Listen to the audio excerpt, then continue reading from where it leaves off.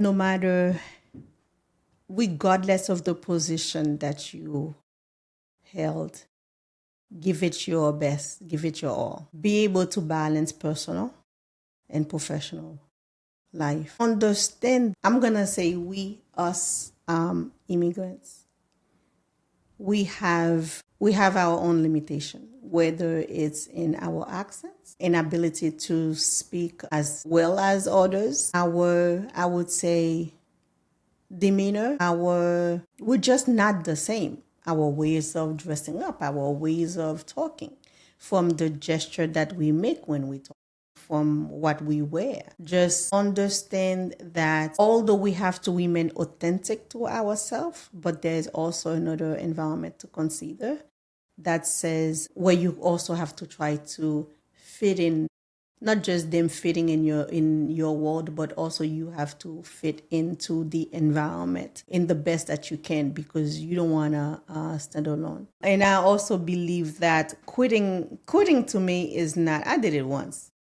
and I didn't get much out of it. To me, when you quit, you prevent yourself from reaching the peak that probably would have make you into a better human being or most successful. Why do I continue? It's the belief that I'm making a difference. I have the privilege of holding position where I'm able to drive change, and I'm able to, despite the challenges, stay true to myself, know my limits, and just some standard, stay true to them no matter what, and understand that people are going to do things, they're going to say things.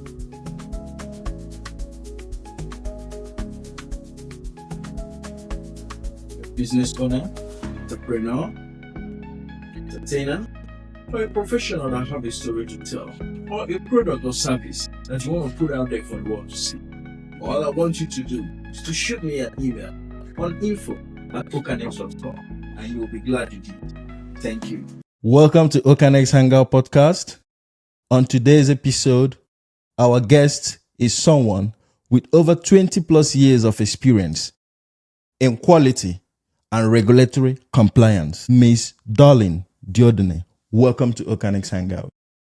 Thank you very much, Kelly, for having me. It's a pleasure to be a guest on your show, and congratulations. Ms. Dodd, please can you introduce yourself to our audience?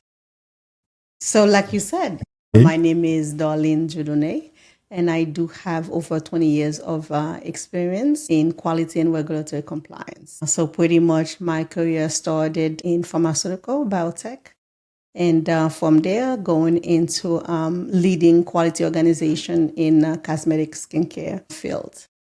And it has been a wonderful journey. And I get the privilege to meet, I would say, excellent and wonderful people. And one of them being you. Again, this is how life goes, small circle. Thank you for having me on. You're welcome. So can you take us through the journey, how it all started and how you got to where you are today?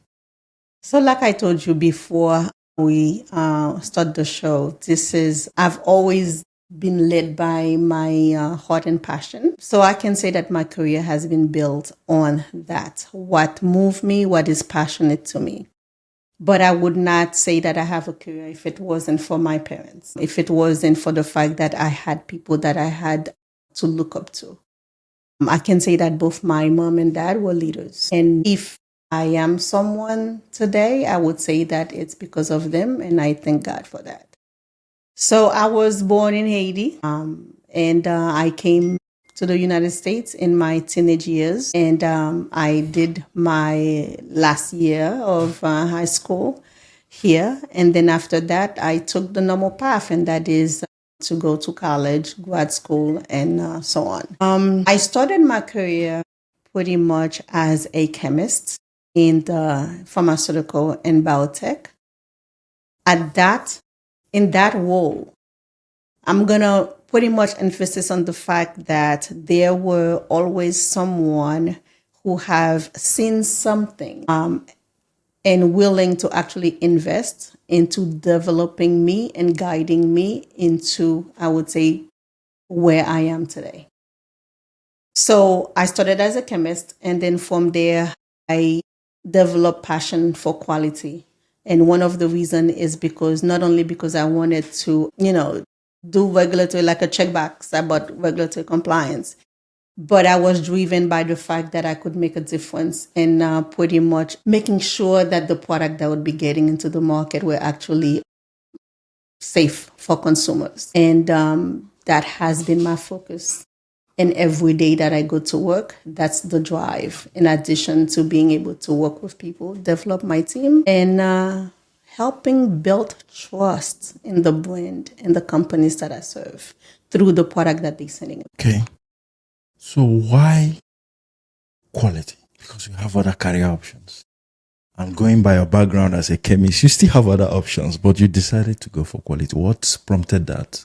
I can say that quality is one of the toughest role and position that I have ever held. One of the reasons is because people get to love and hate you at the same time in that role, because as a quality person, you have the responsibility to making sure that things are supposed to happens the way that they're supposed to happen. And you have standard operating procedures that people have to follow. I think that I relate closely to quality because since I was a kid, I was known to be a leader. I was told that I had that quality. I was told that I wanted to take charge. I always want to take charge. I always want to make things right. And it's just fit with me. Regardless of the challenges, there are plenty of challenges. But I have always been able to look at the end results. I've always been able to see the ultimate goal, because the end result is what gives me pleasure and drive. I'd like to see how I make an impact and changing, helping other people through their career. So it has been, to me,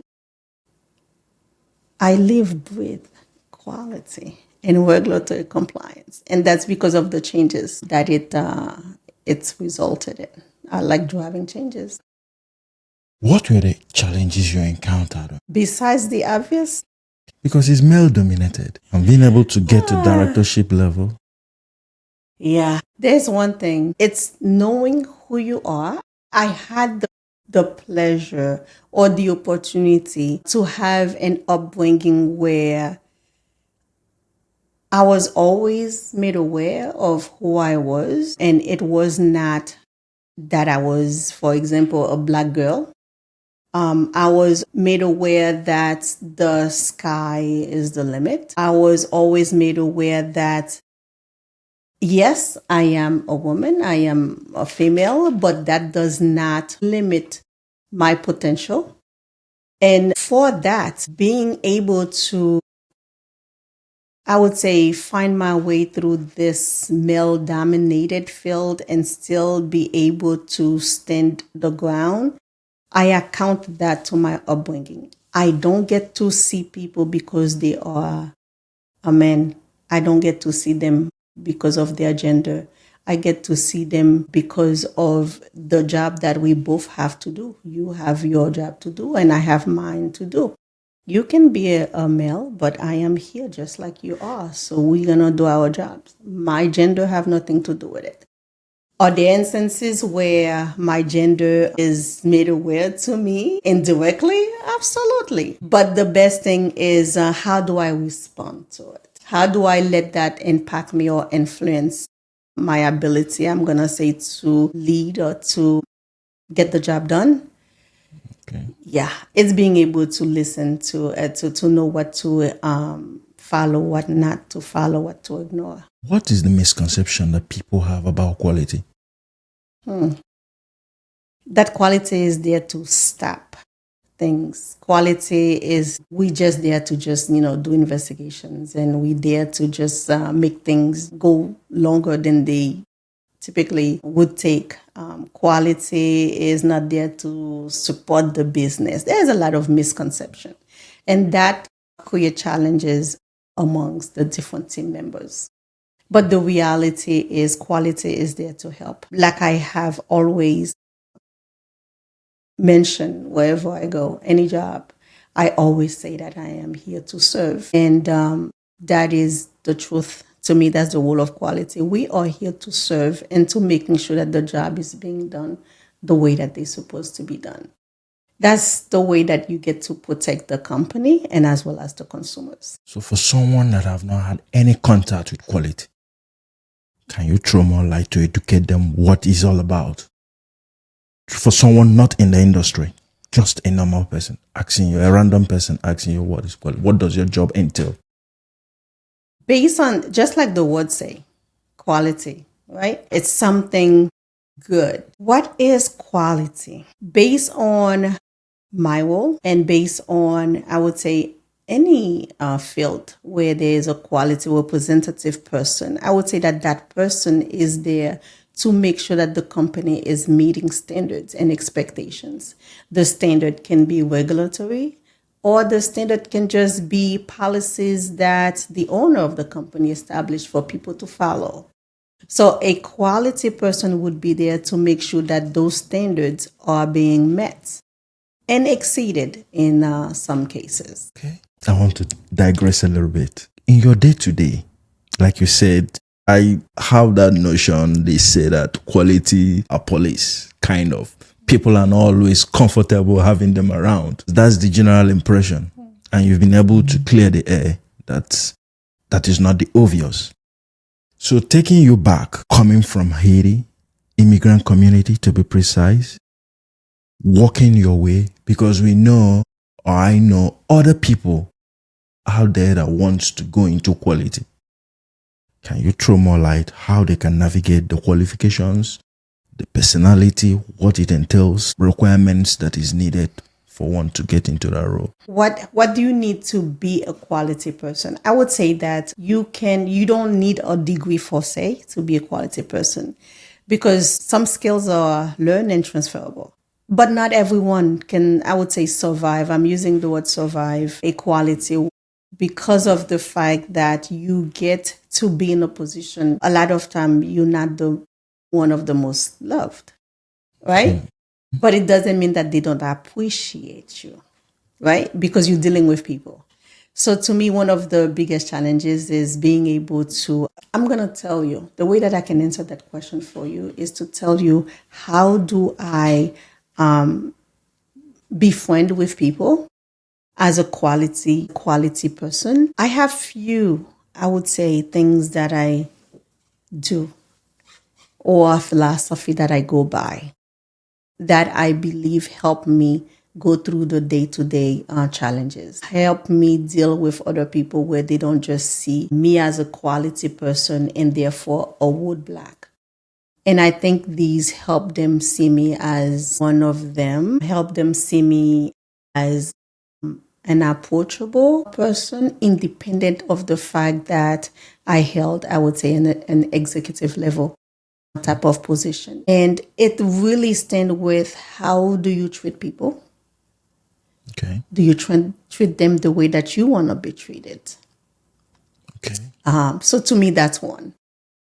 I'm going to treat everyone just like I want to be treated. And that is with respect, with kindness and consideration. Like I mentioned before, my job is to serve. So therefore, I am more than willing to help. I'm going to make sure that I know who is actually cleaning the facility, as well as making sure that I know who my boss is. So with that understanding that the person who is now doing the cleaning of the facility, one day may be in a position to help me, if not me, my children, because that person may have kids and that person hopefully is going to go into becoming, bigger than where they are right now. So just leaving a little bit of reserve and understanding that that person is a human being just like anyone. So therefore, I'm going to connect with everyone at every level. And I think because of that, even when I'm not there, I still have ears. I still have eyes in the company, people who's looking out. So I think just being able to connect with people at every level, and this is not to forget my team, because the team that you are leading, you are working with, these folks are going to determine your success as well as your failure. They hold the key.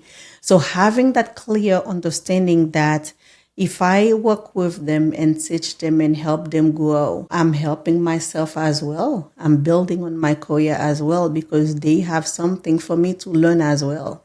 And I think being able to connect in that way help make my job as a quality leader so much easier and more enjoyable. Okay, how do you stay strong and calm when the pressure is very high? Life lessons.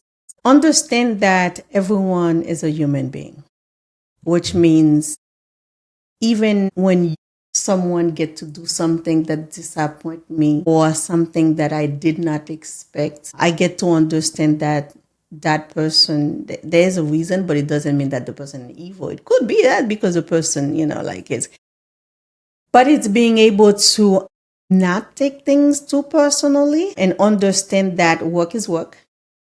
We're going to take care of things that have to be taken care of in the most professional manner and take it from there. Was there a time you thought of giving up? And what kept you going up to now? 20 plus years. I can tell you that. I think about quitting every single job that I have. What kept you? Oh my God. Because there's a say that says the grass is, it's not always greener on the other end. And I also believe that quitting to me is not, I did it once and I didn't get much out of it. To me, when you quit, you prevent yourself from reaching the peak that probably would have made you into a better human being or more successful. Why do I continue? It's the belief that I'm making a difference. I have the privilege of holding position where I'm able to drive change. And I'm able to, despite the challenges, stay true to myself, know my limits, just some standard, stay true to them no matter what. And understand that people are going to do things, they're going to say things. But having I would say the experience, having the reputation or credential that I carry, and I give those a lot of meaning. So I'm not going to quit because you may think that you ending a chapter by quitting. But the reality is that you always have to think about people's perception, what they'll think about you because things go around. So therefore, I have to finish what I started. Okay. You understand? Okay. Because then what have I accomplished? The heartache in during the journey, the heartache or things that's gonna make you stronger. So to me, I look at the end results and being able to also, I would say, remain happy through it all, and just knowing that other people needs my help. Other people rely on you as the leader. So before you quit, you gotta think hard. So quitting is not it. What one toughest decision have you ever made in your career? I would say the toughest decision would be not to quit, but to be strategic and take routes that would help safeguard my integrity. Okay. Because otherwise I would quit. Okay. What one thing about you that people don't know, even as we speak now? Interesting. One thing about me that people don't know. I am an open book. So what you say is what you get. Sometimes I'm driving in my car and I do cry now. Yeah.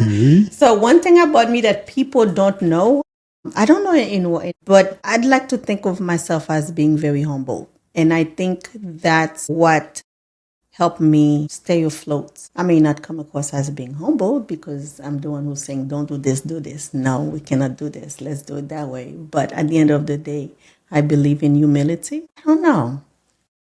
Tell me something. What's one thing I want? Yeah, just asking.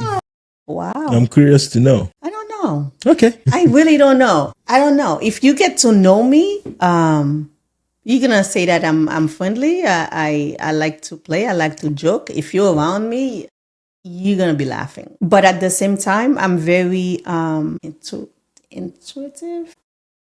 I'm always looking for something to do. I don't like staying still. So I'm always looking for a way to better myself and as well as bettering other people. I like talking to people. Okay, can I go personal? Yeah. When you have pressure built up, your first response is smiling. Why? Instead of frowning or looking moody, your first response is you start smiling. But wow. Don't- I'm frustrated. That's a feeling, right? So to me, it's an opportunity for me to learn something because I have to go through an adventure and try to fix a problem. So to me, the end result is being able to navigate through it, independent of the outcome. So to me, it's the fact that I have to resolve something. But I learn not to be upset because to me, it's not personal, especially at work. It's something that I have to do. It's a task that I have to do. So I'm going to do it so I'm going to smile through it, believe it or not. And also understand that if I don't have that attitude, how about the other people who reports to me? Because I still have to be able to influence them. I still have to be able to keep them focused and not distracted. If they see me mad, then they're gonna get the same, feeling too. And I don't want that. I want them to, regardless of whatever, I want them to still feel that we're gonna get through it. And even before it happens, they know that I'm not gonna be mad. They know that we're just gonna work through it. And that's my approach. We're gonna work through it. Okay. I have one more question. Coming back to our community, from the immigrant community, what advice do you have for people that want to, despite all the limitations, the challenges, what advice do you have for them? People still struggling, trying to get their feet, people that are planning to give up, planning to quit. Quitting is not it. And finding a way to always improve yourself. Stay true. I would say stay true to yourself. Know who you are. Know your limitation as well. Know your surrounding, the environment. Always leave a door open. Make friends wherever you go and help others. Being able to know when to listen and not to listen to the little voice that's telling you that you cannot do it. That's telling you that you're not worthy. That's telling you that you're not worthy enough. And understand that it's always a journey. And probably that's the reason why I laugh no matter, I smile through the hardship, is because it's nothing but a journey. And that's probably why I'm saying don't quit. There is nothing in life that does not have challenges. It's how you handle the challenges that's going to make a difference. And there is a reason why nothing is easy. If it's easy, if everything is easy, you need to be looking for something else to do. If everything is easy. And understand that there are days you're going to cry. There are days you're just going to smile. You're going to laugh. Again, it's part of the journey. But knowing who you are, not giving up, be persistent. Sometimes don't just take no for an answer. Make your voice heard. Always remain professional. Always be respectful. Even when you are being disrespected, always remain calm. Okay. If you had to advise your younger self 20 years back, what would that advice be? It was good that you were fighting with your brothers every day, for real. I believe that everything that I have gone through in life helped prepare me for all of the challenges that I have encountered with respect to how to deal with them, and being able to understand, and I'm going to say like some of the strategic decisions that company have made to bring me, as whether it's as a director or as their chief of quality, for whatever the reason. I believe that it has been strategic, but at the same time, perhaps instead of not seeing it in a very constructive and positive manner, I have to then understand that perhaps this is that's my calling. Maybe that's what I need to do with the second half, I would say, of my career. It's understanding that everything that happens in life happens for a reason, even when it looks like it's bad, but we're just not in the position to understand the meaning yet. But it will come through with time. You'll get to see it. So I think everything for me as a child, being able to be amongst my brother, and that's all I knew, dealing with my brothers. And I would say fight with them every other day, right? So I think that's also training. Yeah, sure. Training, and having a father who was very strict and disciplined influenced me. Having a mother who is very religious and kept me in check with my faith. And I think all of this gets to make the Darlene that is the Darlene that you get to know. So going back as a child, I probably would not change a thing. I would definitely say that if I had my way or it was up to me, I probably would not be a quality person. I probably would be a medical doctor, because this is what my parent had set in my mind to be. But again, as an immigrant, I had limitation with the English language at the time when I had to go for the MCAT exam. But with that, I would say you did okay. Okay. And what I would say to my kids, though, would be to not to ever take no for an answer, and to make their way. Make their way and get to their dreams, and always be happy. Do you have it? Again, it's not that I don't have regrets, but I get to accept them as part of the journey. Some things that I've done, would I do it again? Like the job that I say I quit, would I quit it? I think I would still quit.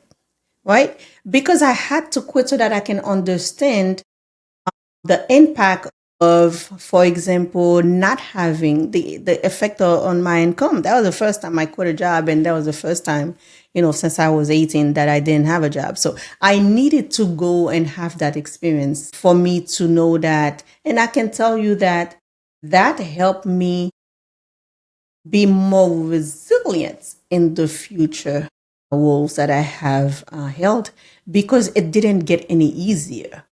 It actually got even harder and more difficult. And again, as a woman, as a Black woman, as it takes a lot. Okay. It takes a lot, right? Yeah. I mean, you of all people would know. Yeah, it does. It does take a lot. And I can tell you that not letting things affect me for a long period of time helps. Meaning, as a human being, if something is not pleasant, it's going to affect you. It's going to cause you to actually have reactions, right? React a certain way. But it's how long do you hold that feeling, right? So I think I've been blessed enough to have that understanding that is, don't hold it for long. Can help the feeling. I have the feeling, but the end results, it's something that I have to just take care of. I take care of it. What feeling do you have knowing that your decision affects life out there, positively or negatively? I don't like the negative. And I take my job very seriously. Every day I have to balance, and balance meaning that I am in between the consumer as well as the company. I am serving too, and I have to balance both or find the middle ground. So I don't know if I'm answering your question. Now, I just wanted to know the feeling because a big responsibility lies on your shoulders, knowing that your decisions are very critical. I'm fearful every day. Goes beyond you. Yeah, fear always is always there. Or maybe one of the reasons why I laugh, it could also be out of fear. I don't know. But fear is always there. Being able to disappoint people is always there. But I do know that every day that I go to work, I'm going to give my best. I'm going to give my ultimate best so that when I do work out after I'm done, I have no regrets. Okay. So, What one advice do you have for our guests that will be tuning into this podcast? Because it's traditional, we focus on resilience and strength stories because we know the path is not an easy one, but some along the line might want to give up. So the whole essence of this platform is where people can tap strength. When you hear stories of other people that have been able to still walk through that same path, and instead of checking out, they were able to hold firm and still achieve their purpose. So, what's advice for people in such situations? I would say that no matter, regardless of the position that you held, give it your best, give it your all. Be able to balance personal and professional life. Understand that. I'm going to say us immigrants, we have our own limitation, whether it's in our accents, inability to speak as well as others, our, I would say, demeanor, we're just not the same. Our ways of dressing up, our ways of talking, from the gesture that we make when we talk, from what we wear.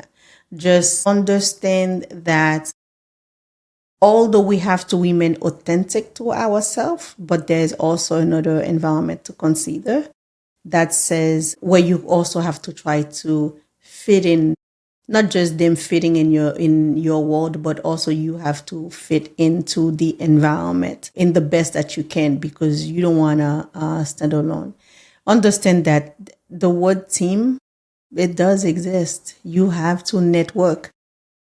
Your ability to network have great influence with regard to how far you're going to go into a company. Understand that anyone that you do meet, you come across with within the company may have a connection with someone higher above who may have a say as to how far you're going to go within that company. And that is to always be up to your game. And I cannot say it like respect. It's key. And when they say that not everybody's going to like you just because of your difference, but it doesn't mean that you should not give it your best and try to find the ways where you're going to succeed. And if it doesn't work in one company, doesn't mean that it won't work in other company, right? Because you're not going to fit in everywhere that you go. And because you don't fit in one place, it doesn't mean that you're not going to fit in somewhere else. And when you do find the place that you fit in, where you can be your authentic self, you can give it your best, that's when you're gonna see yourself flourish. So find that sweet spot is good. Okay. How do you wind off work with all the pressure? How do you balance family life, career, and still remain focused? Finding something that you love is, I have a habit. I try to always, I have church, okay, that's one thing. I have friends, that's another thing. But as soon as I literally get in my car and the music is on, I clock out until I'm ready to clock in. That's me. I have to do that. There is life after work. I stay close to friends and relatives, to people who can keep me grounded. Yeah. Aside quality and compliance, what other areas would you have Do I have? taken, another part you would have taken, if not for your present quality and compliance? And with the skill set that you have and other things. So I am part of several organizations. Can you throw more light? So I am a member of a magazine that's called Olivier Magazine, which is a French magazine that deal about cultural, political aspect of what's going on right now in Haiti and around the world. And that same magazine also have a radio station. So I'm one of the hosts in that radio. I do have my newfound, I would say, habit where I make soap. I love doing it. And I like to travel. So I do unwind. I like the sounds. I like waterfalls. Okay. So I'll travel and find one. I like nature. On that note, we'll be wrapping up. I enjoyed hanging out with you, and I look forward to hang out with you some other time in the future. Keep on the good work, the quality work that you're doing, the compliance, helping us remaining safe, having quality products out there. And to our great audience, today this podcast is sponsored by Oakannex Hangout, LLC. Thank you. Thank you for having me. It was a pleasure. Okay. Bye-bye. Thank you.